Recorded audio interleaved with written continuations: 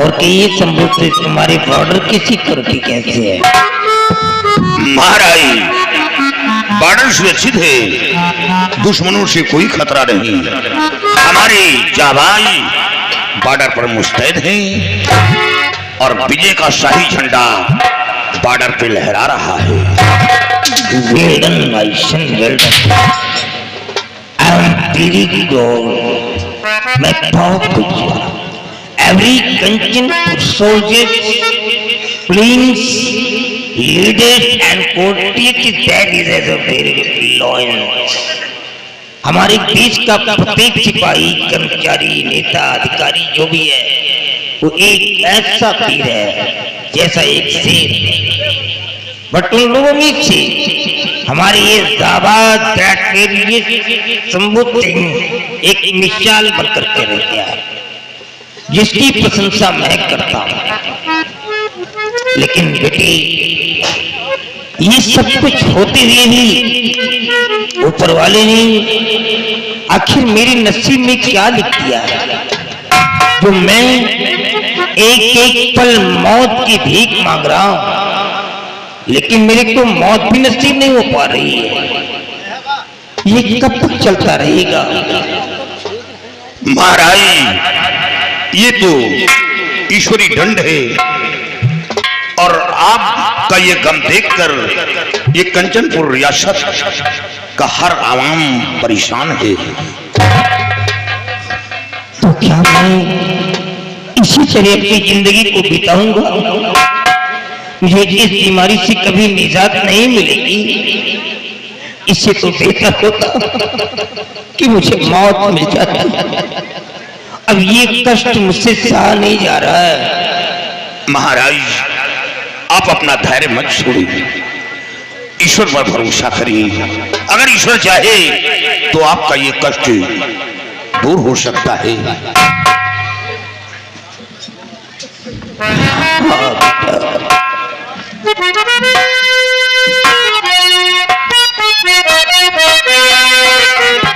महाराज की जय हो। महाराज, बहुत बड़ी खुशी की बात है कि भगवान के परम भक्त मुनिवर का भरे राज दरबार में आगमन हो रहा है। क्या आदेश है महाराज?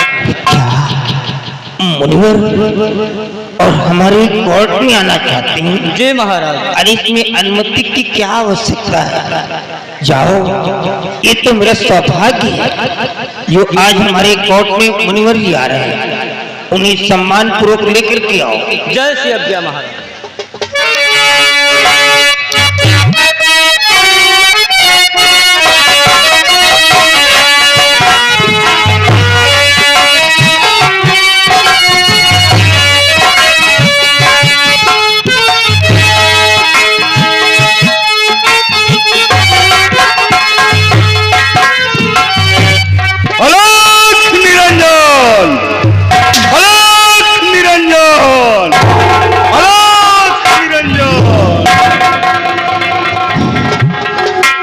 प्रभु को शहंशाह कंचन नरेश का प्रणाम स्वीकार हो। प्रभु आयुष्मान भो राजन, आयुष्मान भो।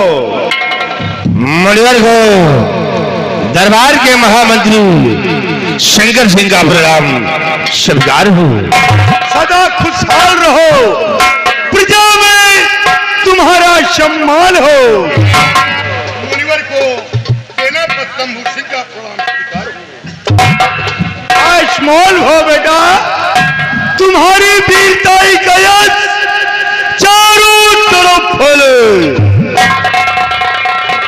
गुरुदेव, ये दरबार के सिपाही का प्रणाम स्वीकार हो। गुरुदेव चिरंजीव रहो बेटा, राम आनंद रखे। मुनिवर को दरबार के सिपाही का प्रणाम स्वीकार। कल्याण हो बच्चा, राम आनंद रखे।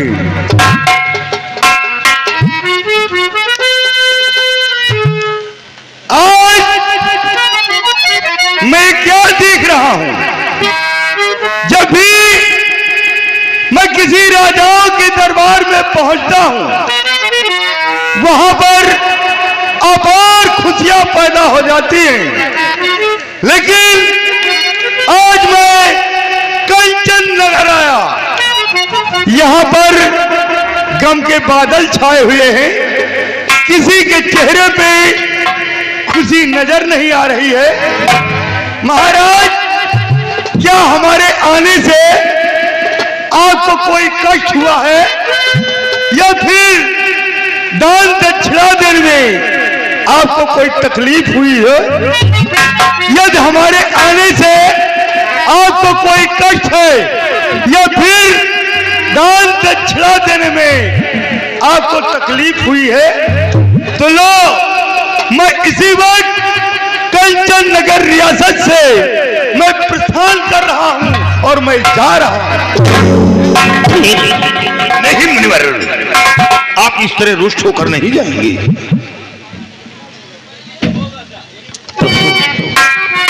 अगर आप इस प्रकार एंग्री होकर के हमारे कोर्ट से चले गए तो मैं कभी अपने आप को माफ नहीं कर पाऊंगा। मैं अपनी जिंदगी को महाराज, जब हमारे चले जाने से आप मौत को गले से लगा सकते हैं तो मैं आपकी उदासी का कारण जानना चाहता हूं महाराज कि आज इतना क्यों गमगीन बैठे हुए महाराज, क्या बात है? सुनिए प्रभु, सुनिए।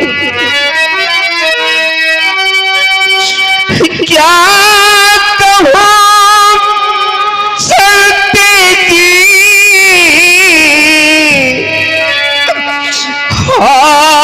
आपसे इतनी घड़ी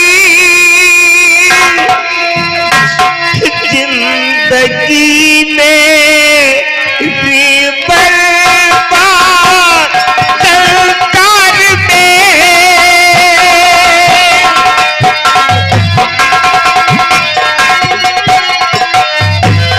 क्या कहूं चलते जिया तुझे इस घड़ी, जिंदगी में भी बर्बाद संसार में।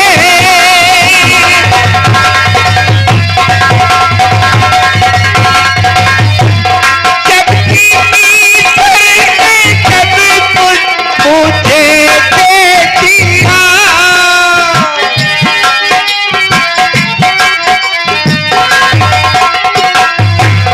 जबकि ईश्वर ने सब कुछ मुहैया किया,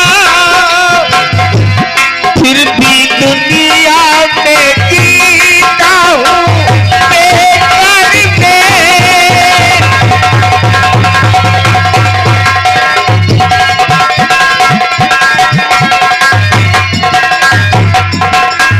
तो बात राजन तुम्हारी मैं समझा नहीं, जिंदगी कैसे बर्बाद संसार में, जबकि ईश्वर ने सब कुछ दिया आपको, फिर भी जिंदगी क्या बात है और संसार में। आज संसार में है चक्कर, क्या चक्कर? बड़े जोर का,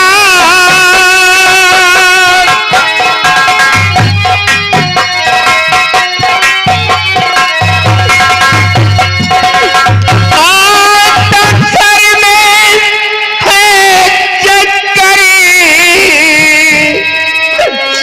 बड़े जोर का,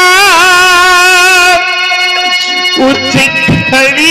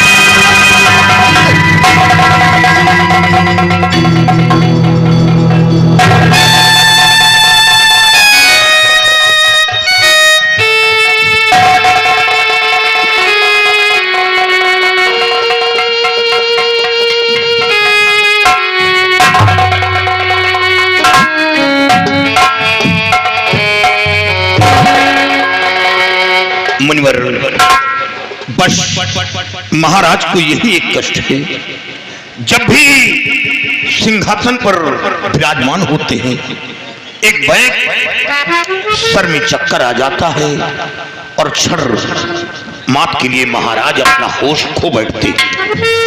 बस उदासी का यही कारण है जो महाराज इस बीमारी से दुखित हैं। बेटा, ये चक्कर कितने दिनों से आ रहा है? मुनिवर, ये चक्कर 12 वर्ष गुजर गए। क्या कहा बेटा? 12 वर्ष गुजर गए? हाँ। लेकिन इनका कोई इलाज? मुनिवर, दूर दूर के डॉक्टर, बड़े बड़े वैद्य, हकीम बुलाए गए, लेकिन लाभ कुछ नहीं मिला। क्या कहा बेटा? दूर दूर के डॉक्टर, हकीम व वैद्य बुलाए गए, फिर भी महाराज को कोई लाभ नहीं मिला? नहीं बेटा, एक तरकीब मैं बता रहा हूं। क्या तरकीब है मुनिवर? आप बताएं, हम लोग आपके सदा आभारी रहेंगे। तो सुनो बेटा, एक तरकीब राजन बताता हूं मैं, बात तुम सब मेरी सुनो ध्यान से। चक्कर भी दूर हो, कष्ट कुछ ना मिले, ऐसी तरकीब सबको सुनाता हूं मैं।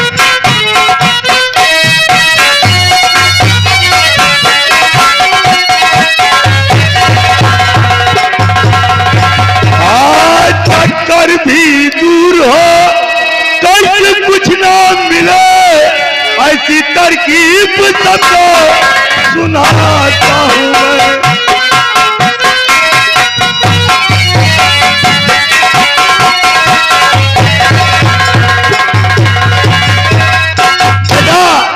एक तरकीब मैं बता रहा हूं और आप लोग मेरी बात को गौर से सुने।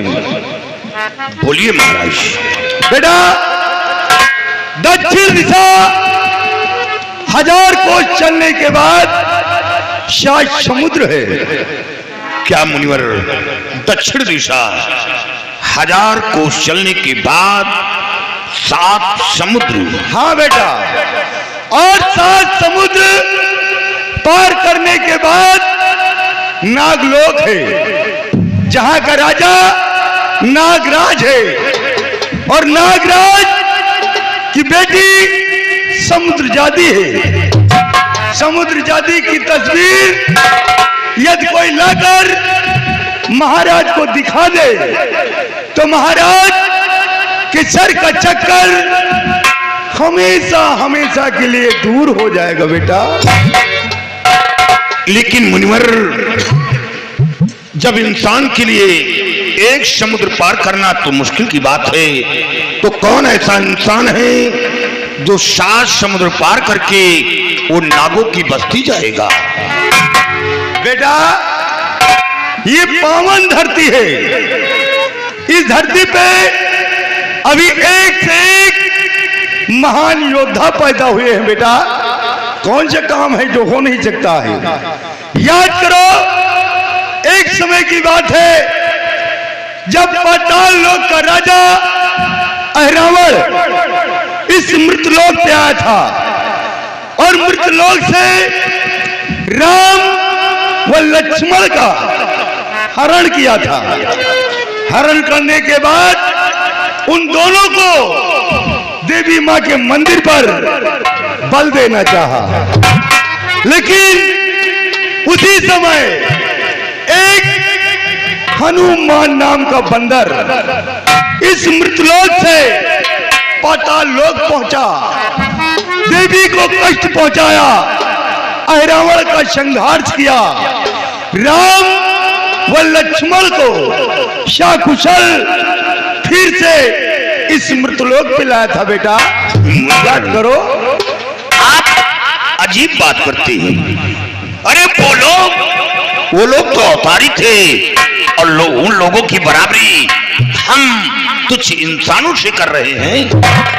हाँ बेटा, मैं मानता हूं कि वो लोग अवतारी थे, लेकिन बेटा आप लोग भी तो उन्हीं के सेवक हो। कौन सा काम है जो इंसान कर नहीं सकता? हाँ मुनिवर, आपने ठीक कहा। कौन ऐसा काम है जो इंसान नहीं कर सकता? उसके अंदर हिम्मत और साहस होनी चाहिए। जब यह बात है तो महाराज के लिए हम लोग कोई ना कोई हल निकालेंगे और मृतलोक से नागलोक जाएंगे। अरे नहीं बेटा, ऐसी भूल कभी फिर मत करना, क्योंकि राज दरबार का कोई कर्मचारी, कोई अधिकारी अगर नागलोक जाने की कोशिश किया तो अपने काम में कामयाबी नहीं पाएगा बेटा। मुनिवर, जब हम लोग नहीं जाएंगे तो दूसरा कौन जाएगा? महाराज के लिए कौन अपनी जान जोखिम में डालेगा? बेटा आप ठीक कह रहे हैं, लेकिन इसके लिए एक उपाय मैं बता रहा हूं। क्या उपाय है? बेटा, राज दरबार को सजवा कर शर्त का बीड़ा रखवा दिया जाए, और जो शख्स उस बेड़े को उठाएगा वही 7 समुद्र पार करके नागलोक जाएगा। बेटा मुनिवर, आप अजीब बात करते हैं। मान लीजिए दरबार में शर्त का भरा हुआ बीड़ा रखवा दिया गया, लेकिन जब बीड़े की शर्त इंसान के कानों तक पहुंचेगी कि बीड़े को उठाकर उसे नागों की बस्ती जाना होगा, तो उठाने की बात तो दूर रही, बीड़े के करीब कोई नहीं आएगा, वो सुनकर कोसों दूर भागेगा। हाँ बेटा, आप ठीक कह रहे हैं, लेकिन उपाय बताना मेरा काम था, जो मैंने बता दिया। आगे का काम सम्राट का है। अरे बेटा, ये दरबार में शेर कहां से आ गया? शेर शेर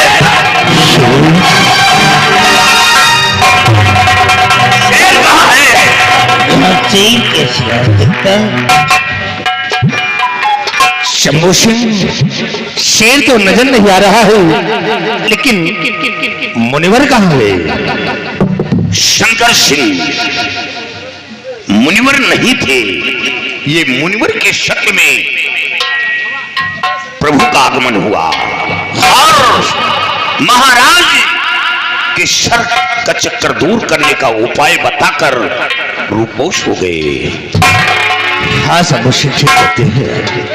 हाँ, तुम्हारा कहना बिल्कुल सत्य है कि इस प्रकार उनका दाखिला देना और ये सब कुछ बतला देने के बाद अचानक सबके सामने ही आंखों से ओझल हो जाना, ये साधारण इंसान का काम नहीं है। इसलिए मेरी बात को ध्यान से सुनो तुम लोग। हमारे शहर में ऐलान करवा दो कि महाराज कंचन नरेश के सर में चक्कर आता है, जिसे लेकर के महाराज ने शर्त का बीड़ा रखवा दिया। बीड़े की हमारी शर्त ये होगी कि जो कोई भी बीड़े को उठाएगा वो 7 समुद्र पार करके नागों के इलाके में जाना होगा। वहां का कोई राजा नागराज है, उसके पास कोई बेटी है, नाम क्या बताया था? समुद्र जादी है। समुद्र जादी की फोटो को ला करके हाजिर करना हो। अगर वो फोटो ला करके हाजिर कर दिया तो मैं अपने राज्य का 1/2 भाग उसी कच्चे के नाम एग्रीमेंट करते हैं। और यही नहीं, शहंशाह कंचन नरेश की दुख्तरे चंचला का विवाह उसी लड़की के साथ रचा दिया जाएगा। लेकिन जब मैं इतने बड़े इनाम की घोषणा कर सकता हूं तो मेरी तरफ से एक वार्निंग भी होती।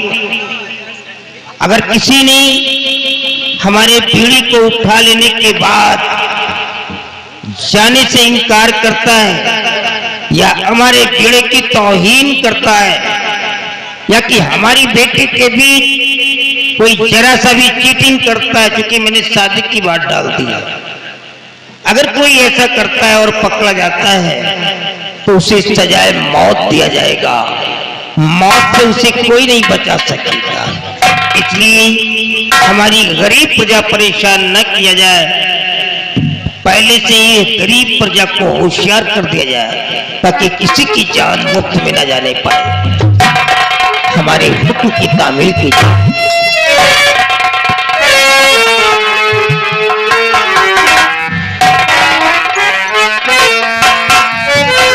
शंकर सिंह, शंभू सिंह, रियासत के कोने कोने में ढिढोरा पिटवा दो ताकि ये आवाज हर इंसान के कानों तक पहुंचे और बीड़ी को जो कोई उठाए वो सोच समझ कर उठाए, गुमराह न हो, क्योंकि जिंदगी और मौत का सवाल है। हाँ शंभू सिंह ठीक कहते हैं, लेकिन ये काम मैं शीघ्र ही करवा देता हूँ।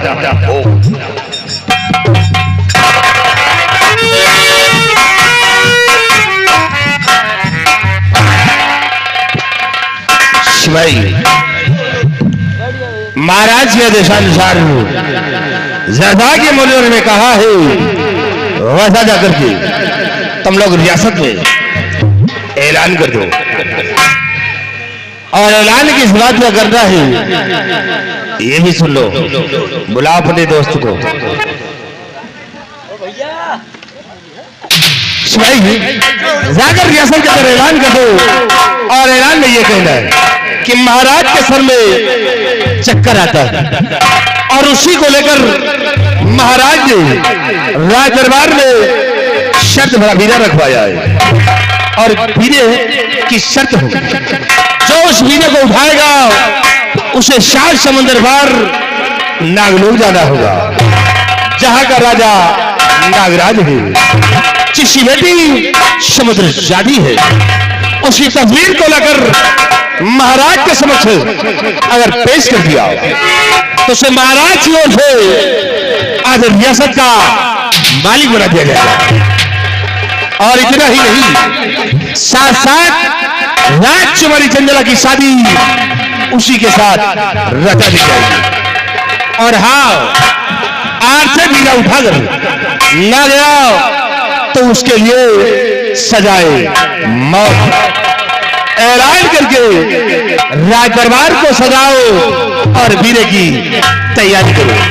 सुना, बच जाओ।